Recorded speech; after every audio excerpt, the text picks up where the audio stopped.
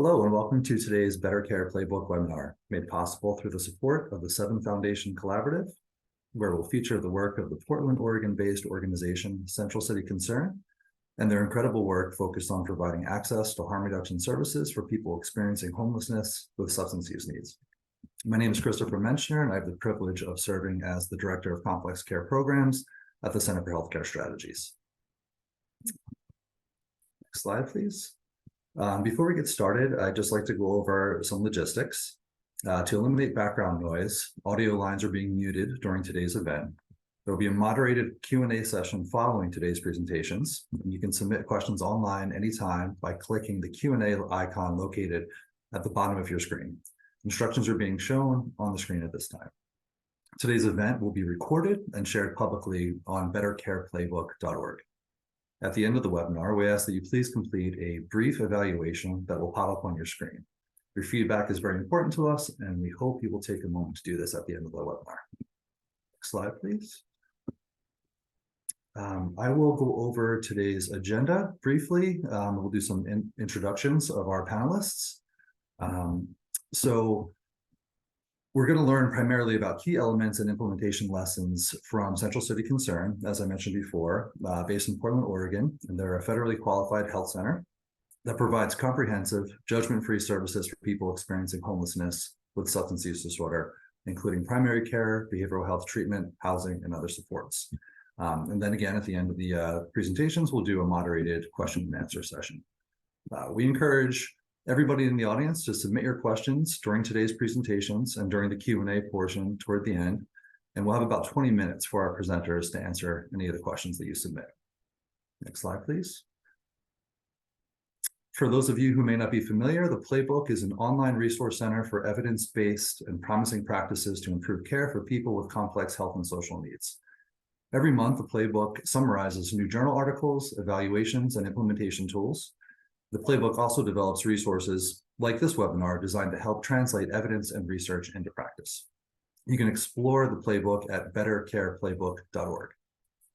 The Playbook is coordinated by the Center for Healthcare Strategies through support from 7 leading national healthcare foundations: Arnold Ventures, the Commonwealth Fund, the John A. Hartford Foundation, the Milbank Memorial Fund, Peterson Center on Healthcare, and the Robert Wood Johnson Foundation, as well as the SCAN Foundation. Next slide, please. I'd like to provide some quick context for today's webinar and highlight just how critical the services Central City Concern provides are. So our country continues to be in the throes of the opioid epidemic, unfortunately, with synthetic opioids like fentanyl and xylazine fueling the majority of overdose deaths in recent years. In 2022, over 109,000 people died of a drug overdose in the United States. Access to care continues to be a significant issue for people experiencing substance use issues, as approximately 94% of people in the US with SUD do not receive any treatment. Troubling racial disparities in access to care and outcomes exist, disproportionately impacting people of color. To prevent overdoses and promote wellness amongst people who use drugs, it's critical that we link people with non-judgmental and non-stigmatizing care and services that ultimately meet them where they are.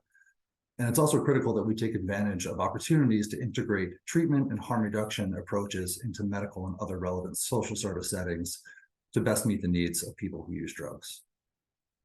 Next slide, please. I'm excited to welcome presenters from a variety of roles at Central City Concern to deliver their different perspectives on implementation and lessons learned. Our first presenter, Juliana DiPietro, is currently the Overdose Prevention Program Manager for Central City Concern. She's a harm reduction advocate and practitioner with many years of work and volunteer experience in serving people who use drugs and people experiencing homelessness. She's worked in direct service, housing, research, outreach, government, and clinical contexts, all of which have informed her approach to overdose prevention and harm reduction work. She holds a master's in public health from Harvard University. Crystal Hahn currently serves as the peer supervisor for the Warm Welcome pre-treatment team at Central City Concern. Prior to her role, Crystal spent several years in peer leadership roles in behavioral health services, including walk-in mental health, crisis, and dual diagnosis residential treatment. Her experience has included clinic-based services, community-based services, and both harm reduction and abstinence-based approaches. Crystal's heart work lies in mental health and addiction peer services, and she is passionate about supporting people in their recovery journeys. Next, we'll hear from Sarah Holland, who serves as the Senior Director of Supportive Housing and Employment at CCC. Prior to that role, Sarah served as the Director of Quality Management and Administrative Services at CODA, one of Oregon's largest not-for-profit substance use treatment providers. Sarah has worked in the social services field for 18 years in a variety of settings, focused on addressing equity issues in health and housing. She earned her Master's of Social Work and Master's of Public Health degrees from St. Louis University with a focus in community health, and her undergraduate degree was earned at Rockhurst University in psychology and theater.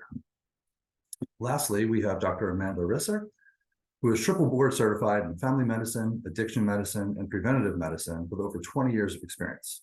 Currently, Dr. Risser is the Senior Medical Director for Substance Use Disorder Services at Central City Concern. She's also the Senior Medical Director of Oregon's largest withdrawal management program and oversees medical care at a 29-bed residential treatment program for women and infants.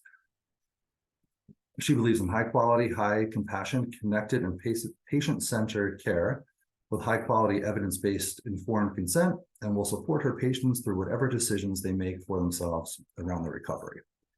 So needless to say, we have an incredible group of panelists and presenters today who are doing incredible work on behalf of individuals and communities in Oregon. So without further ado, I will hand it off to Juliana DiPietro to start our presentations. Juliana, thanks to you and all of your colleagues for being here with us today. The floor is all yours. Thank you, Christopher, and thank you for those introductions. Thank you all for being here. I'm really looking forward to discuss the ways that Central City Concern provides access to harm reduction services for people experiencing homelessness and with substance use needs. Next slide, please. So before we dive into discussing these harm reduction interventions at CCC, I'd like to ground us in the context of our agency. Central City Concern is a large and complex social service housing provider based in Portland, Oregon, with a variety of transitional and permanent supportive housing modalities. As part of this webinar, Sarah Holland will be speaking on how the lessons learned from rising overdoses within our housing portfolio have driven the integration of low barrier harm reduction interventions and provided an important foundation for understanding how to manage and support change towards this needed direction. We also, as an agency, provide employment assistance to people seeking to enter or re-enter the workforce, often after long periods of chaotic substance use. Our employment services are particularly relevant to this conversation, as many of the people we support in job training end up working for CCC directly and within our supportive housing continuum. So it has been critical for us to equip them with the training and knowledge they need around overdose prevention, as well as learn from their experiences and their feedback. We also offer an array of services across our 13 clinics, including primary care, behavioral health care, inpatient and outpatient substance use recovery services, and withdrawal management. Dr. Amanda Risser will speak to how we incorporate harm reduction principles within our prescribing practices and to the importance of care coordination among healthcare providers. Woven throughout all of these services is Central City Concern's commitment to reflecting the lived experience of our community within the employees we hire. Crystal Hahn will speak to the power of peers within harm reduction and other interventions at CCC. Next slide, please.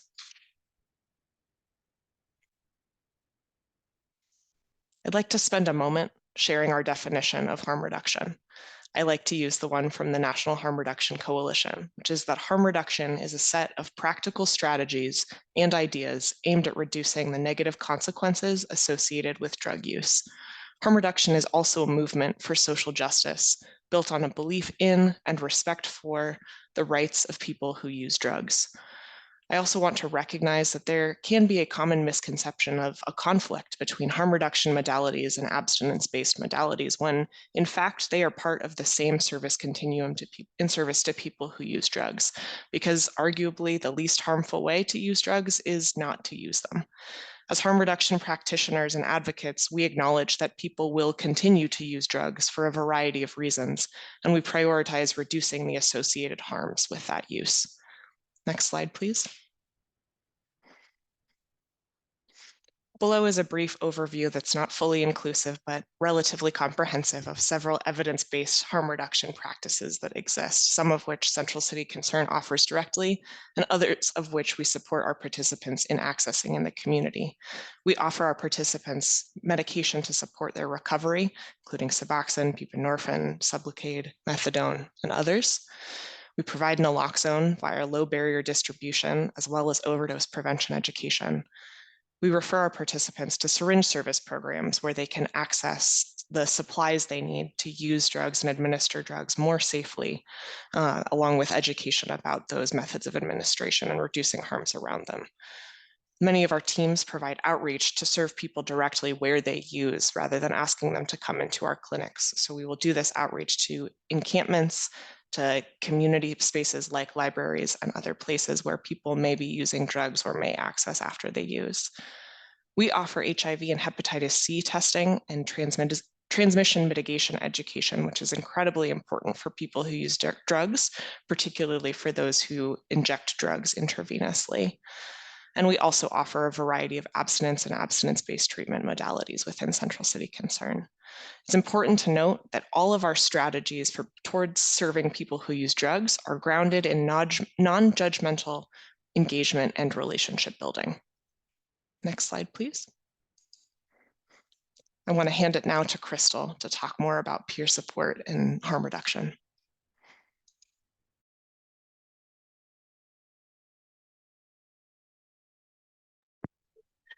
Hi, thank you, Juliana, for that introduction to harm reduction practices. So I'm here to talk a little bit about the role of peers in harm reduction and a working definition of recovery that we use is provided by Substance Abuse and Mental Health Services Administration, so SAMHSA. And according to SAMHSA, recovery is a process of change through which individuals improve their health and wellness, live self-directed lives, and strive to reach their full potential. So this is really a process and not a destination. Nowhere in that definition does it say that people have to be abstinent. So that really is in line with, that definition of recovery is in line with harm reduction practices and also how we provide peer support.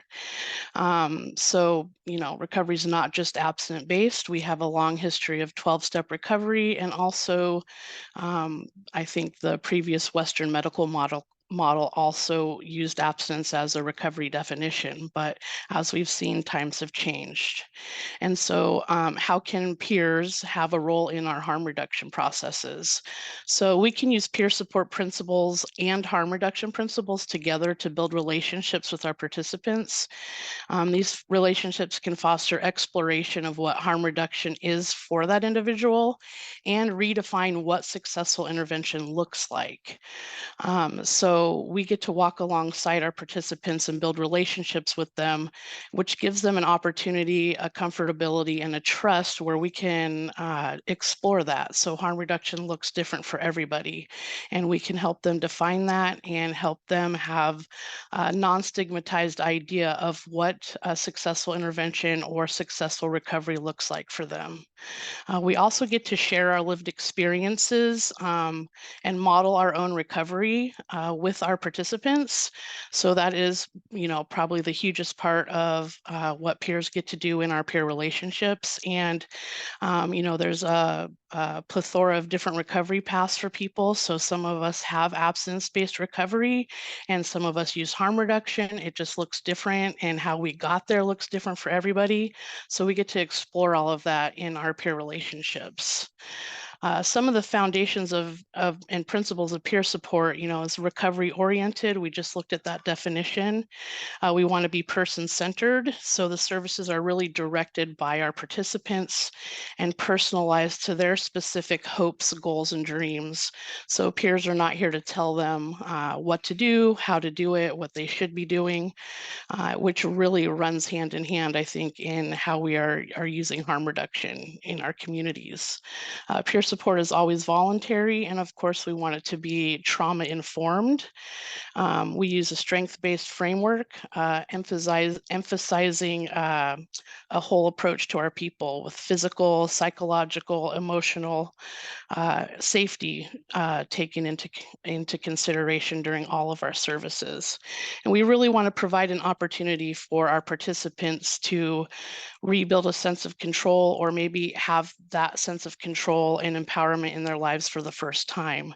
So harm reduction methodology and ideas are a way to really help do that with our peer principles. So a lot of the peer support and harm reduction principles cross over and work in tandem with one another.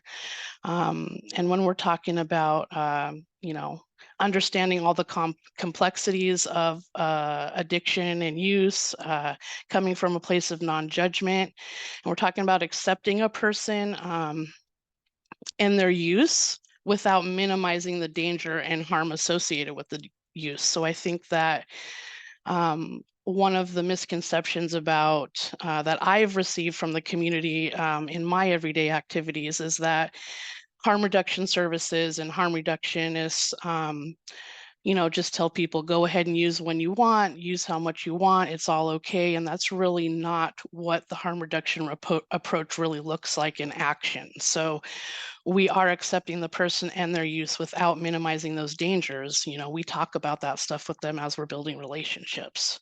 And we want to educate them about that. So educating around harm reduction, what services are available, providing low barrier services, that lets a person be empowered and be the primary agent of change in their own recovery. And that reduces and greatly empowers them to reduce the own harmful effects of their use.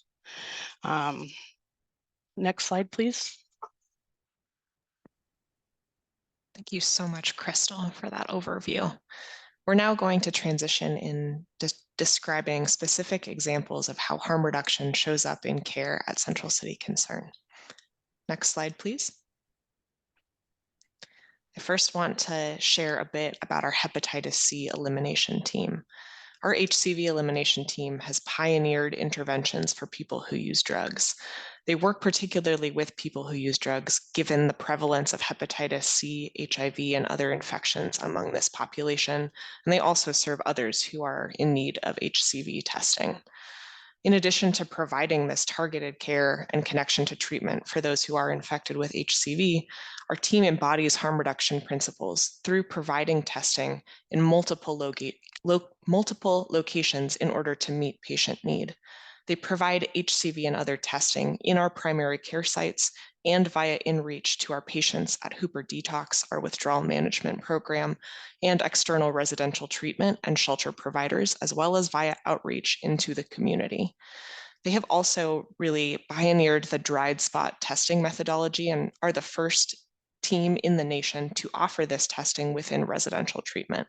For those who may not be familiar, dried spot testing involves a finger prick to draw a small blood sample to test for HCV, which is often far more trauma-informed and accessible, particularly for people who use drugs who may not have accessible veins than traditional blood draw methodologies. It's highly portable, it's highly accessible, and it has been shown to really connect this marginalized community to care. Next slide, please. I'm going to hand it back to you, Crystal, to dive in about our warm welcome program. All right, so Warm Welcome is a clinic-based peer-driven program. It is a pilot right now. We are just about to enter our second year. Warm Welcome is there to provide meaningful engagement opportunities and access to low barrier interventions. And our goal is to build that relationship I was talking about of trust, connection, collaboration, and hopefully, increase the emotional resiliency before a client engages in behavioral health treatment. Next slide. So who we are serving are those individuals who are waiting for their behavioral health service, whether that be mental health services, counseling or therapy, or SUD treatments for their substance use disorders. So they can either be waitlisted currently and be referred to our program, or interested or seeking those services, and the Warm Welcome team can connect them to our agency or other agencies that are providing these services. Our referrals come from interagency, so any Warm Welcome staff is able to refer people over to our program. We do want to make it low barrier. Our referrals are really easy to get through our system, and that was part of how we wanted to have our program operating with ease. Some of the services that we provide in our space include peer support, relationship building. We do screen for social determinants of health needs and then connect them to those resources. And some of those resources that we connect to definitely include our harm reduction resources, and we use the harm reduction practices within our space there at Warm Welcome. So we do connect them with medication supported recovery. We offer naloxone to our participants. I want to make sure that they're walking around with that for themselves or their others. I think what's really important that we do is talk about it with them, and we open up that line of communication. So it's getting talked about. And, I think that what I've seen in a lot of our participant relationships is when we start the conversation, sometimes they say they don't use, which is fine. And I just ask them, maybe you might see somebody or know somebody else who could use it, and just tell all your friends that it's in your backpack or it's wherever you carry it. Because the way that naloxone is going to be able to save lives is if people have access to it, they know where it is, and they have the opportunity to use it. So we also connect people to our hepatitis C program, which we had the overview just now. And of course, we connect people to our abstinence and abstinence-based services, such as the 12-step recovery programs or other treatment programs that are abstinence-based. So we just want to make sure that they have the opportunity to access whatever's out there for them. Next slide, please. This is actually our Warm Welcome space, and I just want to share a quick experience that we've had in our program, and just so that you kind of have the idea of how our programs all work together. We had our substance use disorder team at our Old Town Recovery Center refer a participant to our Warm Welcome program. They had just signed up for treatment, SUD treatment, and we have waitlist groups that they have to check into before they get assessed and enrolled in services. So this is the perfect time where we get to step in a person's waitlisting for behavioral health, and we get to provide them supportive services to hopefully keep them engaged and wanting to continue to do what they have to do to get into that service. So one of our peer supports oriented this person to our program, spent a couple of hours building rapport with him. On that day, the first day he was there, he was able to get some snacks, a shower, wash a load of laundry, and then he took a short nap on one of our couches. We gave him a couple of vouchers to an emergency shelter that we have in our area, and he went on his way that day. Now, although he did continue to use and he did not attend all of his waitlist groups at treatment, he did return to Warm Welcome multiple times to get support. He was connected to harm reduction resources, including us providing Narcan to him. He was supported in getting primary care at Central City Concern, and he got treatment there for a major infection. He also was able to get support from our staff to sign up for Central City Concern housing, and also other supports at our agency. He then was kicked out of that temporary emergency shelter due to some behaviors or whatever happened there. And so at that time, he came back for services again and support. We were able to provide him with a tent and a sleeping bag, so we could still support him around, having the best kind of sleep he could have at the time. We continue to provide supportive services, and our entire Warm Welcome team was able to build a relationship with him. He spent a lot of time in our space, visiting even with other participants. He used our laptops to listen to music. He charged his electronics and things like that.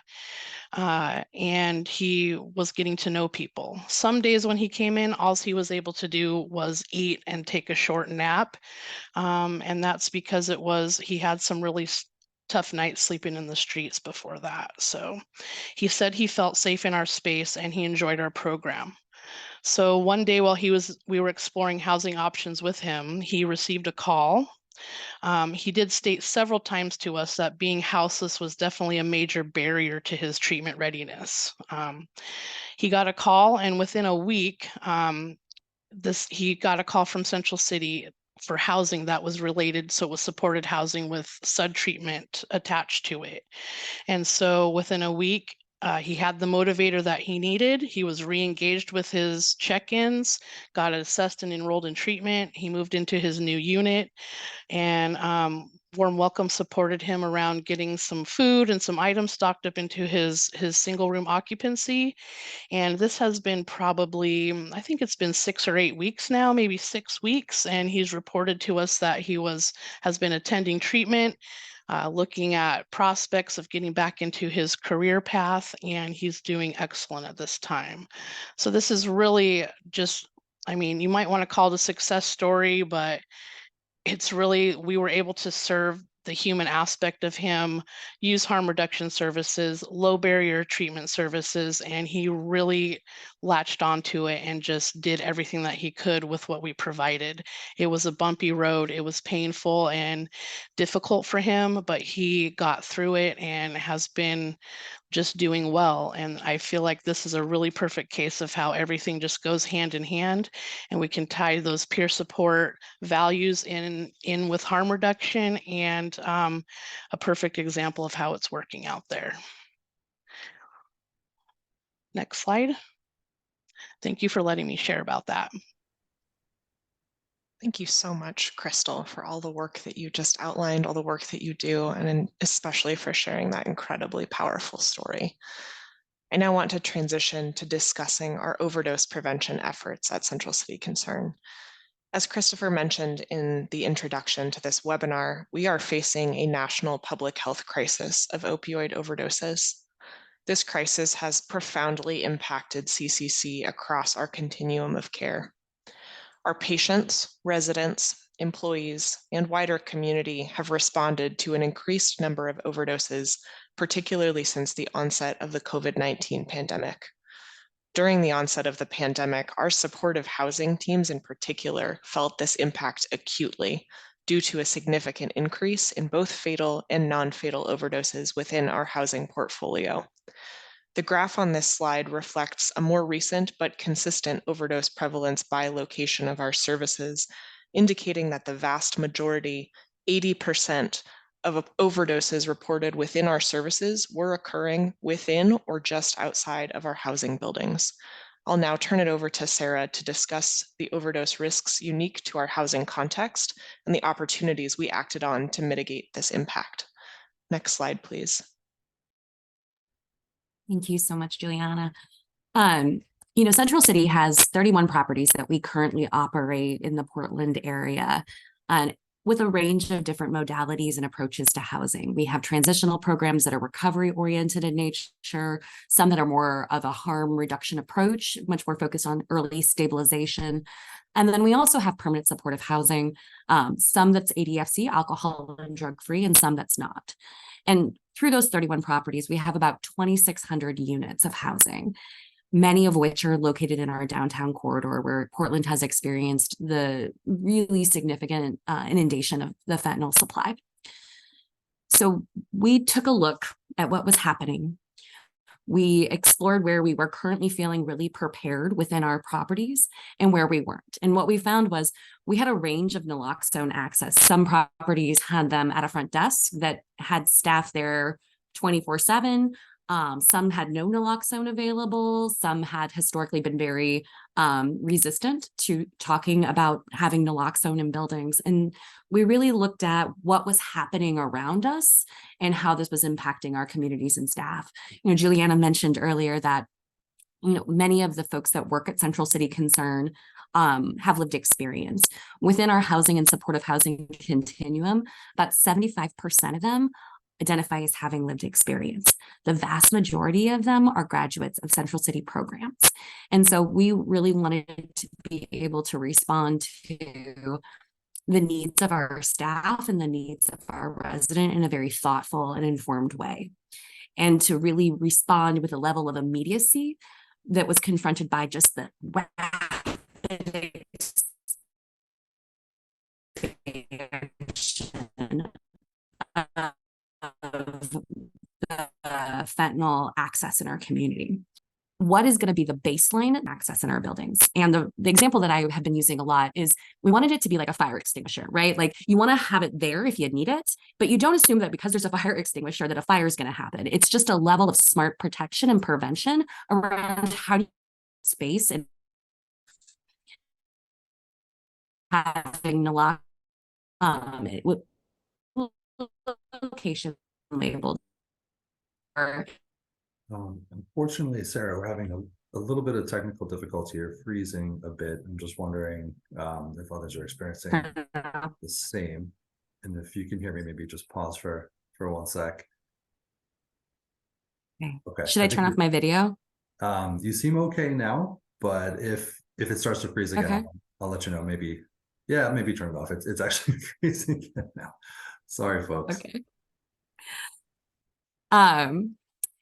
So we committed to having naloxone available on every floor of every building, and we implemented a regular inspection process where we were able to notify if the naloxone had been taken or utilized and replace it in a very timely manner. We also identified some opportunities around internal care coordination where we could activate our internal resources from our health services division through care coordination, where when we knew that someone was at risk for relapse, or if they had disclosed a relapse, that we were able to do plan based on what their needs and interests were, and to be able to get the resources readily connected to them. We also rapidly expanded our naloxone training. Within a short period of time, we trained all of our staff in our housing department to administer naloxone. Additionally, we trained the staff that provided services around our buildings, including our outreach team and also our Clean Start program, which is a social enterprise program that cleans up our streets, that picks up trash, and they are readily out every single day in our community, and we're encountering individuals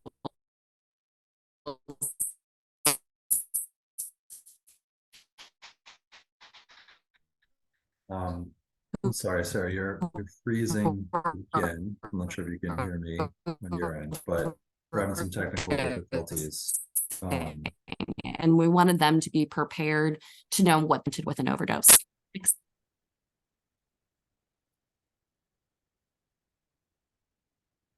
Can you hear me now? Yes, we can hear you now. It kind of cut out there for a minute. Apologies, everyone. This photo indicates how we made naloxone available within our housing. We clearly labeled it. We provided it within a container that was not locked or secured. So again, it was readily available. People could take it as they felt that they needed it. Initially, when we implemented the naloxone emergency kit stations, we found that we were replacing them with some frequency that we had not anticipated. Since having naloxone in the buildings for over a year, we've seen the use actually slow down a little bit. And this coincides with the fact that naloxone has been much more available through a variety of channels within the Portland community. I'll specifically call out what we saw as a direct result of this intervention. We believe we had 17 overdose deaths between June 2021 and July of 2022. We launched the initiative, and we saw a significant decrease in overdose deaths in our building over the next year. Additionally, we saw an increase of reported overdoses, which we were really encouraged by, because that meant that people were telling us and were asking for help and were engaging with medical care. And so overall, we believe that this has made a significant impact in our ability to respond to the fentanyl crisis and to provide people an opportunity to engage in life-saving interventions within the buildings that they live and the communities that surround them. Next slide, please. Thank you so much, Sarah, for your leadership in this work and for outlining the incredible impacts that we've already seen within our housing community. In addition to recognizing and acting on the impact of overdoses in our housing continuums of care, we also recognize the need to improve bridges to our wraparound healthcare services for our residents who are at high risk of overdose. Nearly half of CCC residents are also enrolled in our internal primary care programs, in addition to those who may not be enrolled in primary care, but who are enrolled in behavioral health care through our outpatient programs, which creates unique opportunities for us to facilitate these bridges to care. In investigating additional opportunities to support people who use drugs within our continuum, we interviewed our employees and our participants alike about their experiences with referring residents to care or accessing that care directly. Some key themes from these conversations included reflections on the impacts of waiting for new patient and follow-up appointments at both our internal and other external healthcare services. We also learned that our withdrawal management program, Hooper Detox, was often used as a bridge to healthcare and prescribing services for people who use drugs due to these wait times and what often felt like a lack of other options needed for behavioral healthcare. These and other lessons led us to recognize the deep need for additional care coordination efforts for our housing residents at high risk of overdose. I'll now turn it over to Amanda to share a bit more about the complexity and importance of care coordination. Next slide, please.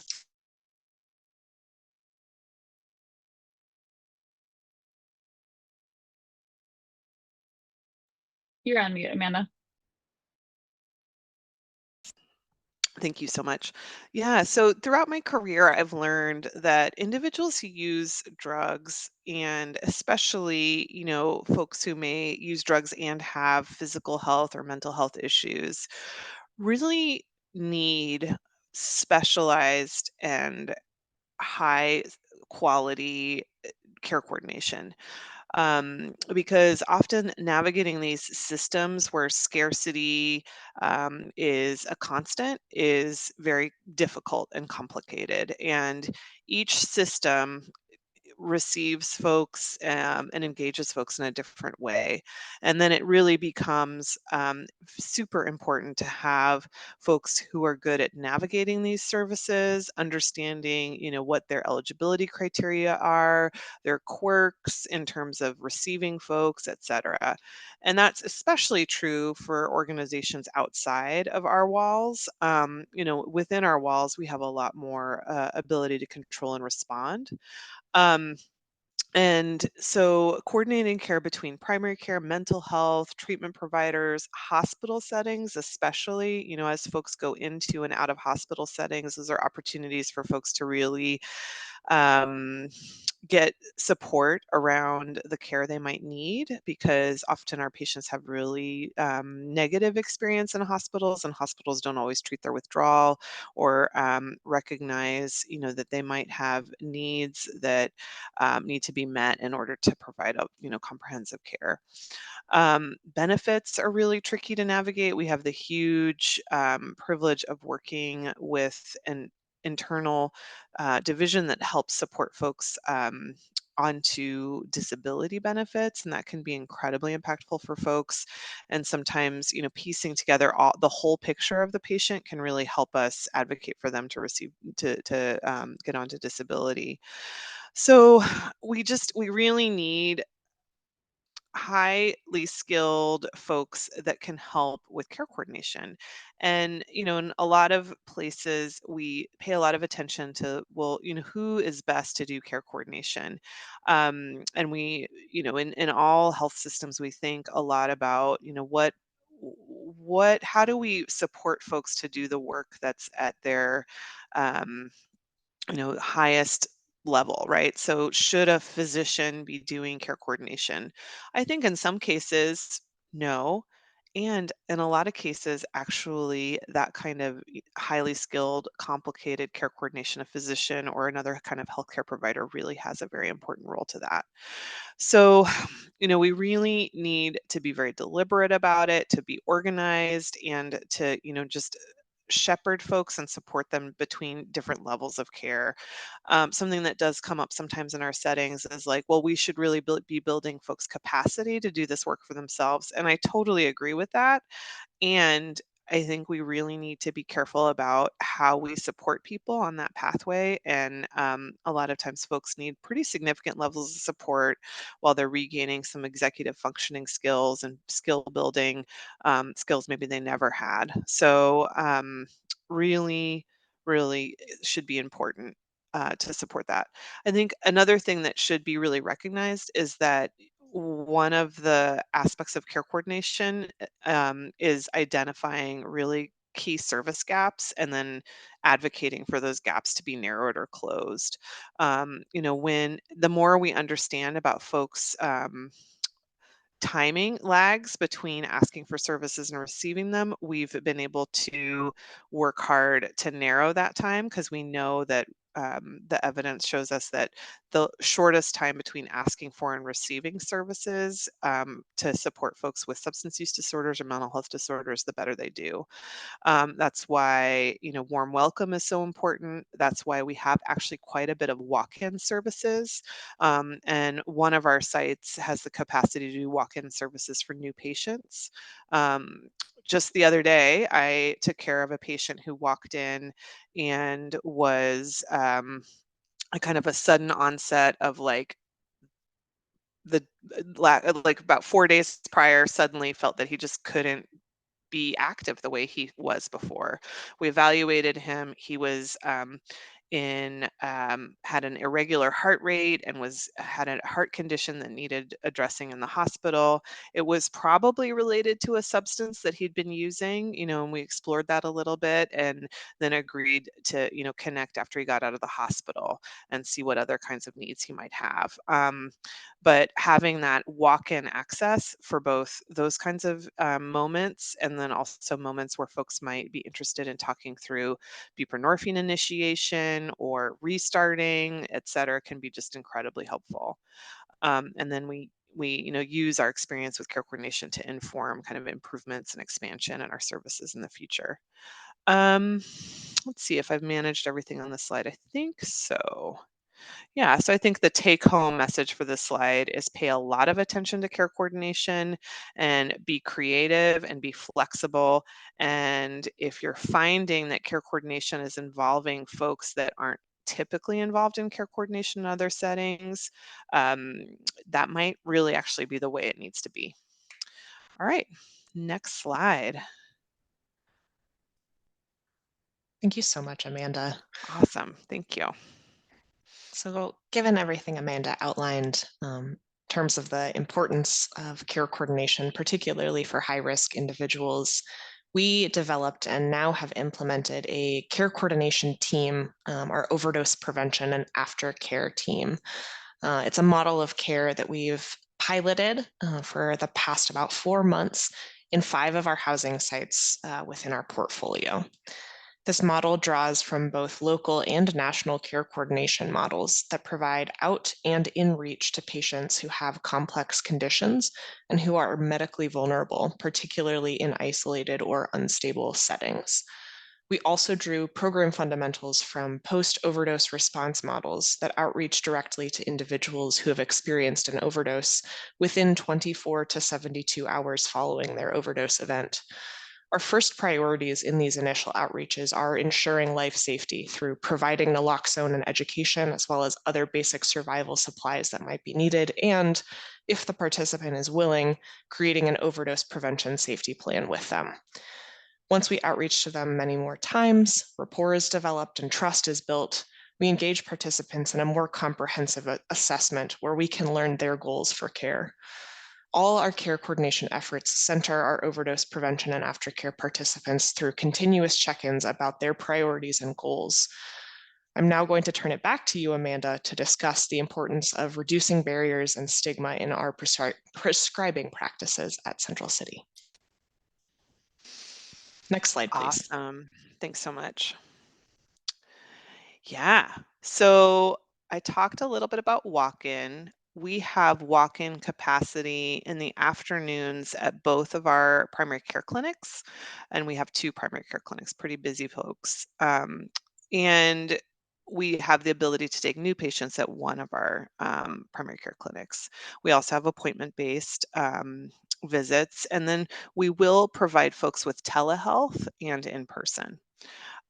So something that we've really evolved in the last few years pretty dramatically. We used to be an organization that didn't do a whole lot of this prescribing, and we went from kind of a handful in a very specific setting to now we're prescribing medication to about 800 people, which I'm really proud of, especially considering that about 70 to 80% of our folks have substance use disorders. Not all of those are going to be opioid use disorders that respond to buprenorphine prescribing in the office, but many, if not, over half at least of them are eligible for that medication. And of course, we also prescribe medications for alcohol use disorder. And while there's no real FDA approved, really effective medication treatment for folks with stimulant use disorder, there are some approaches we can provide folks with, and we're exploring other things we can do in the future that are better and evidence-based. There's some other medication supports and medical supports that we can provide folks who are experiencing sequelae of their stimulant use disorder. A great example is that guy I took care of the other day, and then we're, working on ways to address folks' needs around heart complications that happen in stimulant use disorder, et cetera. So, one thing that happened as medications for opioid use disorder became more available and used in clinical practice is we applied some of the same principles of prescribing to these medications that we did for opioids for pain management. And we always have to be responsible stewards of medications that we prescribe. That is just an essential truth of safe and appropriate practice of medicine. And the problem with these medications is that they're underutilized, that we know that they're generally very safe, especially when stored appropriately and not accessible by children, and that they're not very commonly diverted, despite a lot of folks' fears, or at least they're not commonly diverted for misuse. And with the sort of usual practices around prevention of diversion, urine drug screens, appropriate frequency of visits, to link to prescribing, et cetera, we can usually manage to put appropriate boundaries around our practicing so we're minimizing the chance of diversion. But what we've learned over and over and over again as research project after research project is published around the prescribing of medications for opioid use disorder is that they save lives. The number needed to treat is extremely low. That is, you only, they're very, very effective, and that the focus should be on enhancing access and continual possession of these medications, essentially a continuation of these medications in our patients rather than barriers that prevent continuation of these medications in our patients. So we've worked really hard to try to develop a population appropriate, very supportive of our providers, set of clinical standards that folks can organize around to provide access to these medications to our patients. And we're always focused on a relationship-based philosophy of care. So we know that unconditional positive regard, a welcoming and warm setting, that also improves outcomes, right? So we are building relationships, and sometimes it's a team of folks. We're not always, especially with walk-in services, we're not always able to provide continual care with the same person. But if I see my buddy's patient, I'm talking up my buddy to the patient. Oh, I'm so glad you're seeing my partner Leah, she's amazing. I'll see you today. Do you want to see her next time? You want to see me? What works better for your schedule? So that folks really have warm and welcoming connections with the patient, with the people that are taking care of them. And then we're training everybody in being excellent risk benefit providers. I think that's the essential skill of somebody who's treating anyone with substance use disorders. You have to engage in risk benefit conversations that are patient specific and acknowledge kind of the broader set of risks and benefits for that individual. And we believe really strongly in shared decision making. We've rewritten a lot of our consent forms to be more like information agreements, and where we review, this is what the benefit of the medication is, this is what we expect from you, this is what you should expect from me, and it's just a lot of our it's an explicit expression of our philosophy of care. We provide recommendations, and we do. It's true. We hold reverence for the patient's autonomy. The guy I saw in clinic the other day, he was stable. He'd had this issue for several days. I said, I'd recommend you go to the hospital right away. Can I call you a cab? I don't think you need an ambulance. He said, no, I need to take care of something. I need to take care of my belongings and make sure they're secure. And I'll get a ride in a couple hours. I logged into the portal a few hours later, noticed that had made it to the hospital. Otherwise, I probably would have called him and just problem solved a little bit.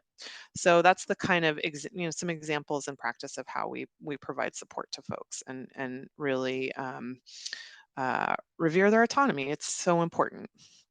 So I think that's it. Next slide. All right. Thank you so much, Amanda, for truly leading us towards bolder and more courageous prescribing practices that reduce stigma for our patient population. We're wrapping up. We're just going to reflect on some lessons and recommendations moving forward. And I'm going to pass the mic to Sarah to discuss a little bit about change management and education when implementing harm reduction interventions. Next slide, please. Thank you. We really started with trying to create spaces where we could share best practices, really educate and empower folks, using public health approaches, and then also holding space for individuals to talk about their comfort, their discomfort, what their maybe previously held beliefs were around use, around overdose, around naloxone, and to really work in a very holistic manner towards getting buy-in that this is a responsibility and a call to action to respond to a medical crisis in our community. And that as members of this community, this is how we were taking responsibility and owning our part in being able to address the need that we were seeing in our buildings and with our neighbors. We also launched a coinciding public health campaign where it was all, how do we harm reduction strategies. We included photos of well-known staff who talked about their belief and support of harm reduction principles in buildings where we knew that people would be concerned that their housing would be at risk. We really focused on not using alone, being able to ask for help, and that their safety was the most important thing. And so by partnering with our staff and our residents, we were able to see both an increase in our comfort with using naloxone, talking about return to use, talking about risk for overdose. And we know that this is part of our culture that we're going to continue to maintain as an essential skill set for our staff. Next slide, please. Thank you so much, Sarah. Ultimately, we are at a point within the public health crisis of opioid overdose in our communities where we need to normalize overdose prevention and other harm reduction interventions within our practices. This quote on the slide from our very own Dr. Risser really sums it up for me, that prescribing medication to support recovery for people with opioid use disorder should be as controversial as prescribing statins for people after a heart attack. We must prioritize person-centered care and focus on ways to avoid stigmatizing practices and language that drive people who use drugs into isolation from care and community. We must prioritize eliminating barriers to accessing life safety resources like naloxone and engage in bold conversations with ourselves and with our community about how to support people who use drugs. We must reflect the voices and expertise of people with lived experience by employing and supporting a workforce of peers whose perspectives and skills have unique power in walking alongside people who use drugs. These calls to action not only help us keep our community alive, but also facilitate our continued learning in how best to serve our important and resilient populations of people who use drugs and who experience homelessness in our community. Thank you, and next slide.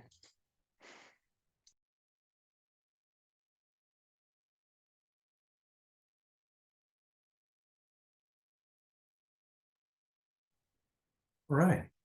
Thank you so much to Juliana, Crystal, Sarah, and Amanda for that incredible presentation, but even more so for all of your incredible and literally life-saving work that you're currently doing. I think everyone can probably agree that that was an incredibly informative presentation. We've received a number of thoughtful questions from the audience. Thanks to all the audience members that submitted questions. So we will do our best to work through them here over the next 15 or 18 minutes or so. The first question, and we're going to take the liberty to kind of merge some questions in the interest of kind of efficiency and touching on as many as we can. We've received some questions on the funding front. Needless to say that you all at Central City Concern provide comprehensive services, and some of your services provided and the settings in which they're provided in are unique, namely on the housing front. So folks are wondering how your harm reduction services specifically are funded, especially given limitations on funding for use with harm reduction resources and approaches to care federally and sometimes at the state level. So if you could shed some light on how those services are funded, that would be great. I can take that one. You know, we have a really interesting environment in our community where our Medicaid CCOs, coordinated care organizations, are incredibly active, and we have many of us doing federally qualified health center work are in really direct partnership with them around projects like this. It's pretty cool. They provide a really important public health service as payers. Probably, you know, I would argue that I have closer relationships with our CCOs than I do with state health authorities, although definitely, you know, that is definitely people I interact with pretty strongly. But and then our county, our county public health apparatus is a little bit more in parallel to that. So, and there was just they've been able to have funding available to us to fund this program. So our zero overdose program is funded entirely by our CCO, which is pretty exciting. I mean, and it's a pretty easy, you know, the majority of our patients and people that reside in our housing are members of our CCO. And so it's really a benefit to them to keep those folks healthier and alive, right? Because that's their mission and that's what they're accountable for. So, you know, it's really a mutually beneficial partnership, and we're just lucky to, you know, really have a shared vision for what's important for our patients. I think that's the main thing I wanted to say about funding. Any other, did I get that right, Juliana? Anything else you want to make sure that we highlight? Okay, great. Thank you. Thank you for that thoughtful response. The next question is on the evaluation front, and one of our audience members asked, have you been able to compare trends with the program to any national level performance indicators? The person says it has been difficult for them to effectively compare in their setting in this way, but they continue to strive for meaningful metrics. I'm going to have my first stab at that, and then I'd really be interested in if anybody else who has a response. I think it's incredibly difficult to have national metrics for substance use outcomes because there is such dramatic regional variation in what's in the drug supply and how that affects the population. For example, we only started seeing fentanyl in our own drug supply 2.5, 3 years ago, and it was relatively sudden. So a lot of our numbers in the last 3 years are a direct result of that fentanyl entering our drug supply. Whereas in other parts of the country, fentanyl has been around for a long time, and folks are injecting fentanyl in other parts of the country and maybe never did have a period of smoking fentanyl, whereas the vast majority of folks that we care for are smoking fentanyl.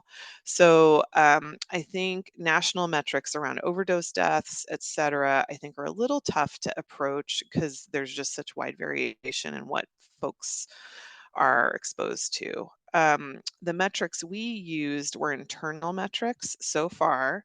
And so what we did is we measured, what happened in our housing programs before this program, kind of looked at that retrospectively and then after this program. And we did see a significant reduction in overdose deaths.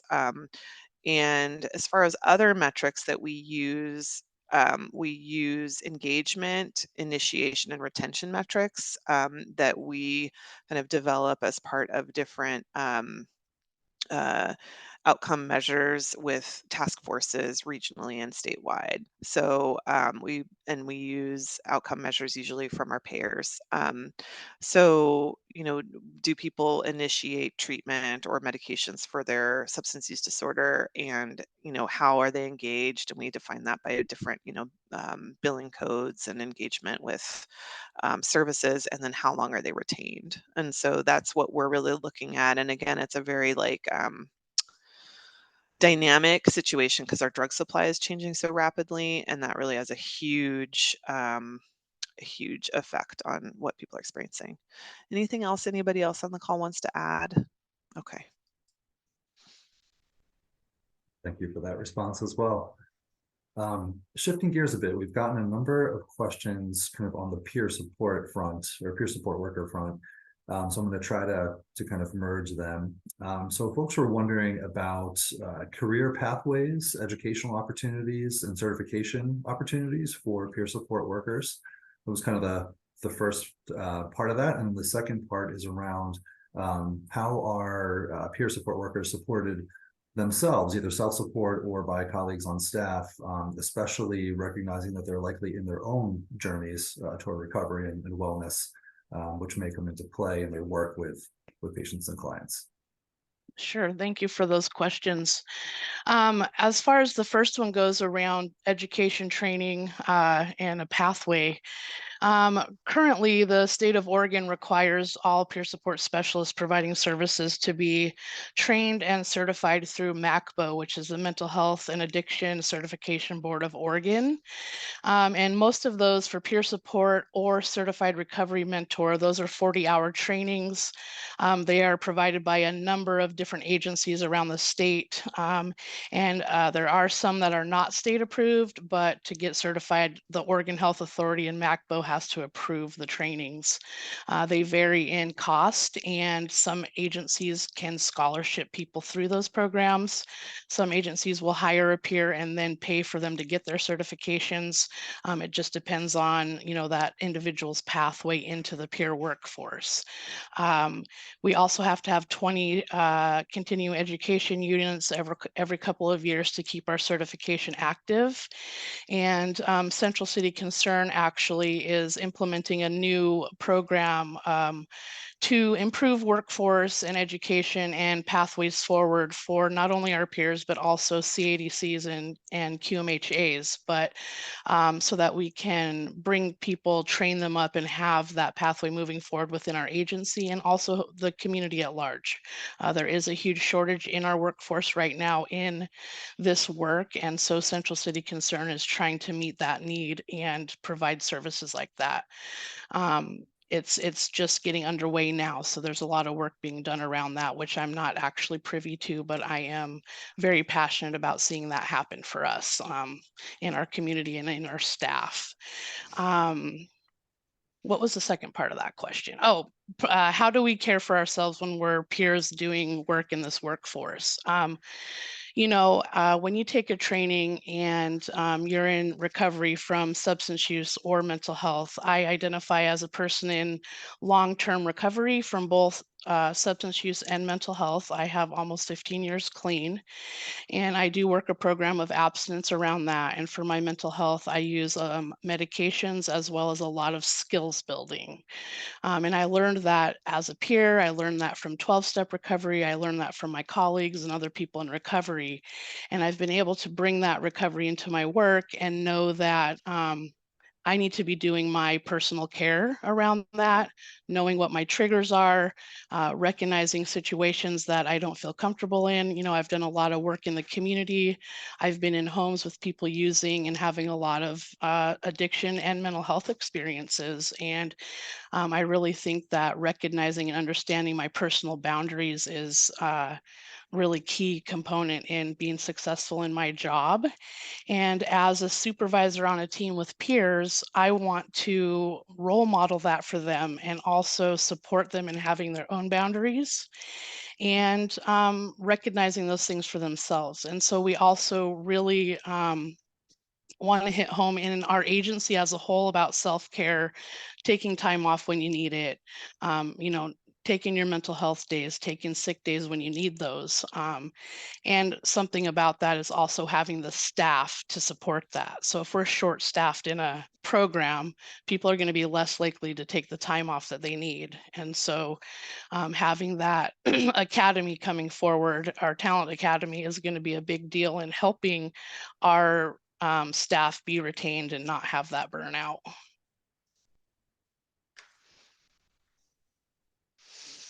Just a shout out to what she's talking about, Talent Academy. We're working on various ways at Central City to support folks who want to gain additional skills and maybe advance in their career, their certifications, because workforce is such a crucial issue to address, you know, nationally and locally as well. So we're working on ways, you know, that somebody who's a peer, if they want to be a CADC, could be sort of ported in that, and so on and so forth. It's still under development, but it's going to be something that hopefully we can roll out over the next year or so.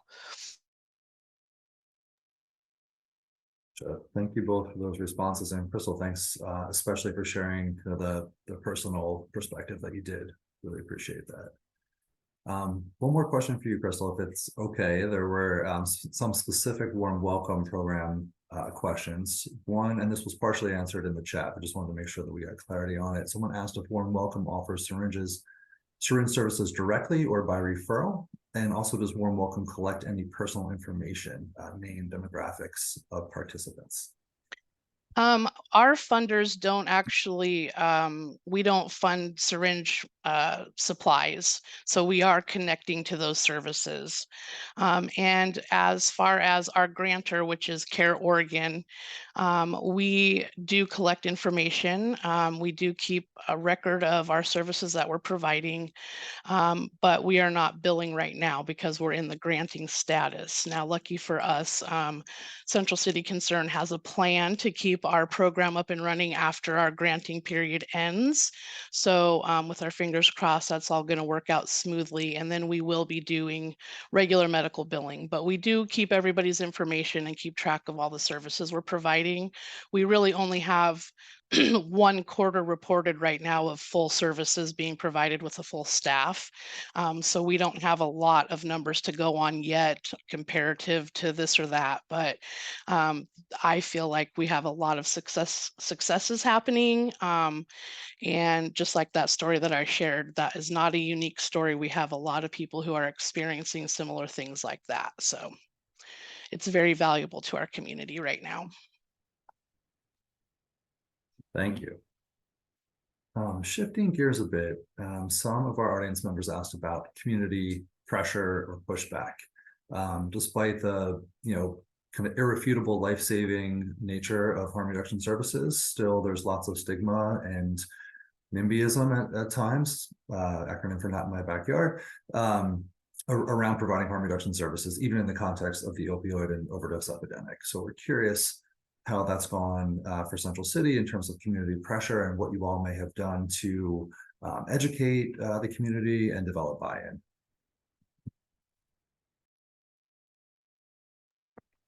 I'm not aware of I any can take a start backlash on yet. this But one. yeah, Juliana, you go. You Yeah. probably know more about this than me. Yeah, absolutely. I think it's important and has been important for us as an agency to really first kind of get on the same page internally, recognize that we have, as Sarah mentioned in our presentation, so many different perspectives, so many unique individual journeys of recovery, um, and really figuring out how to hold space for all of those stories, all of those examples, while also bringing forth the evidence-based practices around life safety that harm reduction can provide. And so we have developed some agency-wide talking points and stances that have been helpful in receiving requests from media. And I think to really the foundations of harm reduction, I think that Crystal mentioned during the presentation, recognizing that we're not going to minimize the impact, and so much of that pushback, from what I have gathered in my years as a harm reductionist, is really around fear. It's really around anger, because so many of these issues are so personal, and loss is deeply felt across our community. And rather than invalidating or minimizing that impact, it's been important for us to acknowledge and hold that, in addition to sharing the ways that we, through harm reduction and other interventions, are providing life safety, extending life for people in our community, to provide them the suite of options they may choose to proceed on their substance using journey. Any others have thoughts?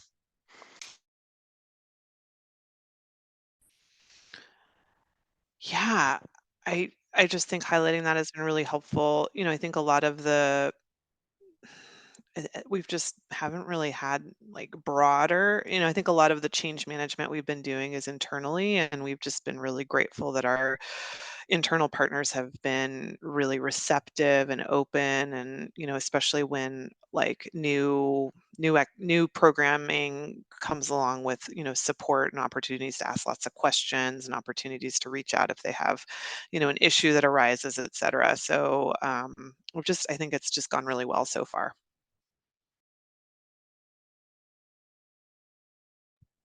Thank you for that response as well.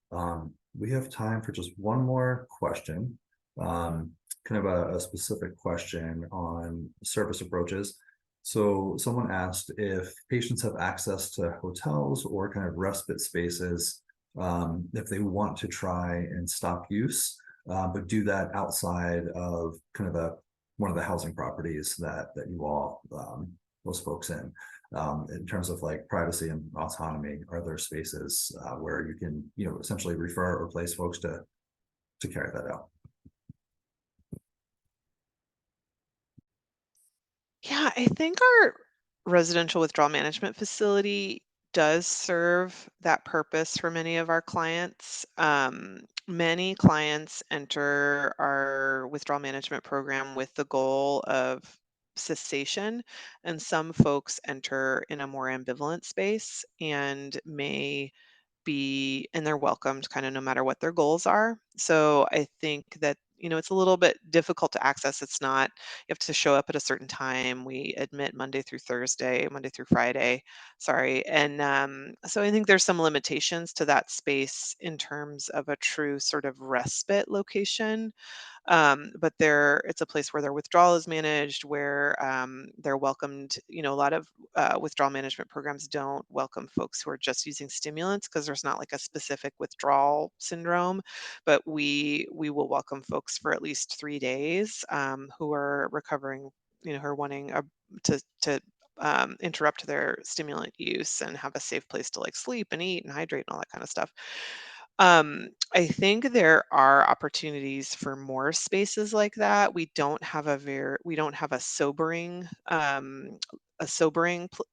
shelter. I think our community could really benefit from that. So that it would be a place with maybe less restriction of movement, because maybe less medications are administered, so there's less need for like kind of safety and boundaries around like people coming and going or smoking, stuff like that. I think we could as a community come up with some broader locations. Our health plan will, in some situations, cover hotel stays for folks that need that. It's rarely for the specific purpose of like use cessation. It's usually like as a kind of bridge between one safe setting and another. And um, so Yeah, I think respite is really important. And, we are just really careful to welcome folks to our withdrawal management program, kind of regardless of what they want to do after they leave. And they can come back every 2 weeks, and sometimes more often than that. Thank you for those responses as well. Unfortunately, we are just about out of time for today's webinar. So one more time, I just want to thank Juliana, Crystal, Sarah, and Amanda, and the entire Central City Concern team for all of the incredible work that you all do, and for joining us today and spending time with us and helping to spread the good word on the incredible and effective work that you have to share. So just a couple of quick things before we wrap up. If you, our audience members, if any of you have helped to develop evidence on what works when caring for adults with complex health and social needs, we welcome you to submit resources and ideas to the Better Care Playbook at the website that you can see there on the bottom of the slide. And then lastly, if you can just go to the next slide, please. Please fill out your evaluation survey that will show up on the screen after the webinar closes. We really value your feedback and utilize it to design future educational opportunities through the Playbook initiative. And then lastly, thank you again to the SEPN Foundation Collaborative for making this webinar possible, and everyone who joined and shared today. We appreciate your great questions. Thank you again, Central City Concern, and I hope everybody has a great afternoon.